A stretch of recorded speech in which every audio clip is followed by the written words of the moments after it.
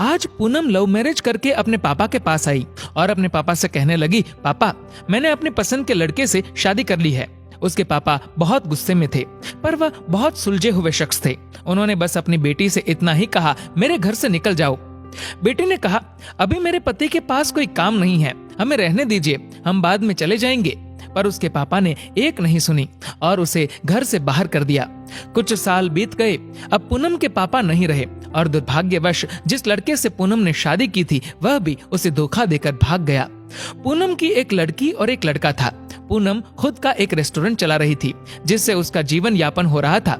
पूनम को जब यह खबर हुई कि उसके पापा नहीं रहे तो उसने मन में सोचा, अच्छा हुआ मुझे घर से निकाल दिया था, दर दर की ठोकरें खाने के लिए छोड़ दिया था। मेरे पति के छोड़ जाने के बाद भी मुझे घर नहीं बुलाया। मैं तो नहीं जाऊंगी उनकी अंतिम यात्रा में। पर उसके ताऊजी ने कहा कि पूनम हो आओ, जाने वाला शख्स तो चला गया, अब उनसे दुश्मनी कैसी। पूनम ने पहले हाँ ना किया, फिर सोचा चलो हो आती हूँ, देखूं तो जिन्होंने मुझे ठुकराया वह मरने के बाद कैसे सुकून पाते हैं। पूनम जब अपने पापा के घर आई तो सब उनकी अंतिम यात्रा की तैयारी कर रहे थे, पर पूनम को उनके मरने का कोई दुख नहीं था। बस वह अपने ताऊजी के कहने पर आई थी। अब पूनम के पापा की अंतिम यात्रा शुरू हुई। सब रो रहे थे, पर पूनम दूर खड़ी हुई थी। जैसे तैसे सब कार्यक्रम निपट गए। आज पूनम के पापा की 13वीं थी।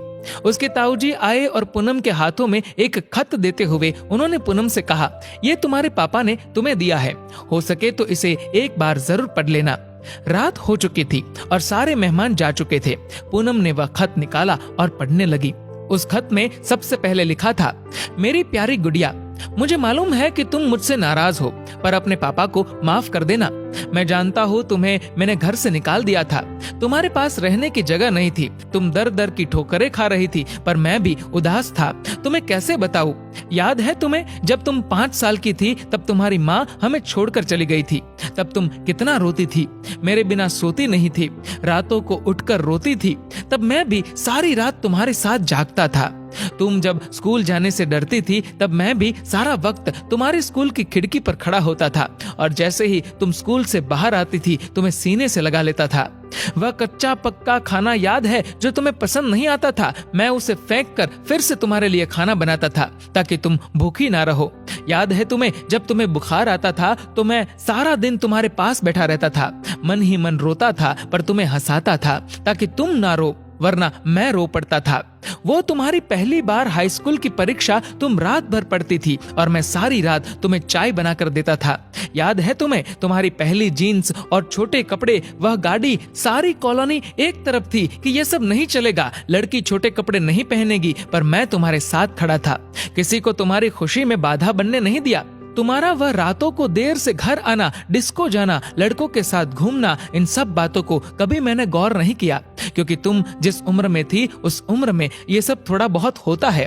पर एक दिन तुम ऐसे लड़के से शादी कर घर आई, वह भी उस लड़के से जिसके बारे में तुम्हें कुछ भी पता नहीं था।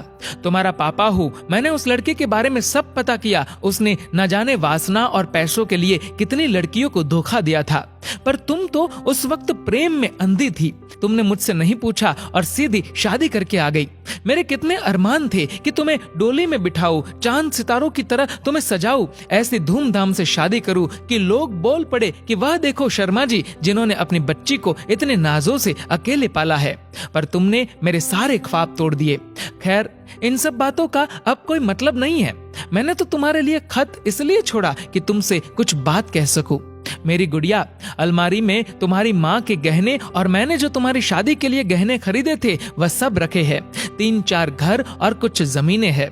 मैंने सब तुम्हारे और तुम्हारे बच्चों के नाम कर दिया है। कुछ पैसे बैंक में है जो तुम बैंक जाकर उसे निकाल लेना। और आखिर में बस इतना ही कहूंगा, मेरी गुड़िया, काश तुमने मुझे समझा होता। मैं तुम्हारा दुश्मन नहीं था, तुम्हारा पापा था, वह पापा जिसने तुम्हारी माँ के मरने के बाद भी दूसरी शादी नहीं की। लोगों के ताने सुने, गालियां सुनी, न जाने कितने रिश्ते ठुकराए, पर तुम्हें दूसरी माँ से कष्ट ना हो इसलिए खुद की ख्वाहिशें मार दी। अंत में बस इतना ही कहूंगा, मेरी गुड़िया, जिस दिन तुम शादी के जोड़े में घर आई थी ना, तुम्हारा बाप पहली बार टूटा था। तुम्हारी माँ के मरने के वक्त भी उतना नहीं रोया जितना उस वक्त और उस दिन से हर दिन रोया। इसलिए नहीं कि समाज, जात, परिवार, रिश्तेदार क्या कहेंगे, बल्कि इसलिए कि जो मेरी नन्ही सी गुड़िया सुसु तक करने के लिए सारी रात मुझे उठाती थी, पर शादी का फैसला लेते वक्त मुझे एक बार बताना भी जरूरी नहीं समझा। गुड़िया, अब तो तुम भी माँ हो। औलाद का दर्द, खुशी क्या होती है, वो जब दिल तोड़ते हैं तो कैसा लगता है, तुम अब महसूस कर सकती हो। लेकिन मैं ईश्वर से प्रार्थना करूंगा कि तुम्हें कभी भी ये दर्द ना देखना पड़े। एक खराब पिता ही समझकर मुझे माफ कर देना मेरी गुड़िया। तुम्हारे पापा अच्छे नहीं थे जो तुमने उसे इतना बड़ा दर्द दिया। खत यहीं समाप्त करता हूँ, हो सके तो मुझे माफ कर देना। और खत के साथ एक ड्राइंग लगी हुई थी जो खुद कभी पूनम ने बचपन में बनाई थी, और उसमें लिखा था, आई लव यू मेरे पापा। इतने में उसके ताऊजी आ गए। पूनम ने उन्हें रोते रोते सब बताया, पर एक बात उसके ताऊजी ने बताई। उसके ताऊजी ने कहा, पूनम, वो जो तुम्हें रेस्टोरेंट खोलने और घर खरीदने के पैसे मैंने दिए थे, वह मेरे नहीं थे, बल्कि तुम्हारे पिताजी ने मुझसे तुम्हें दिलवाए थे। क्योंकि औलाद चाहे कितनी भी बुरी क्यों ना हो, माँ बाप कभी बुरे नहीं होते। औलाद चाहे माँ बाप को छोड़ दे, माँ बाप मरने के बाद भी बच्चों को दुआ देते हैं।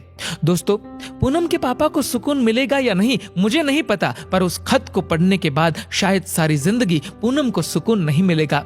आखिर में बस इतना ही कहूंगा कि लव मैरिज करना कोई गलत बात नहीं है, पर यदि इसमें आप अपने माताजी, पिताजी को शामिल कर ले तो अच्छा रहेगा। क्योंकि पत्थर से पानी निकल जाता है, वह तो माँ बाप है ना, कब तक नहीं मानेंगे। हर पिता की एक इच्छा होती है अपनी बेटी को अपने हाथों से डोली में विदा करने की। हो सके तो उसे एक सपना मत रहने दीजिए और सदैव अपने माता पिता का आदर करे। दोस्तों, इस वीडियो को लेकर आपकी क्या राय है, नीचे कमेंट करके जरूर बताएगा। और अगर आपको ये वीडियो अच्छा लगा हो तो इस वीडियो को लाइक करेगा, शेयर करेगा ज्यादा से ज्यादा लोगों तक। और ऐसी ही और भी इंस्पिरेशनल वीडियोस के लिए सब्सक्राइब करें हमारे यूट्यूब चैनल को और फेसबुक पर फॉलो करें हमारे पेज को। धन्यवाद।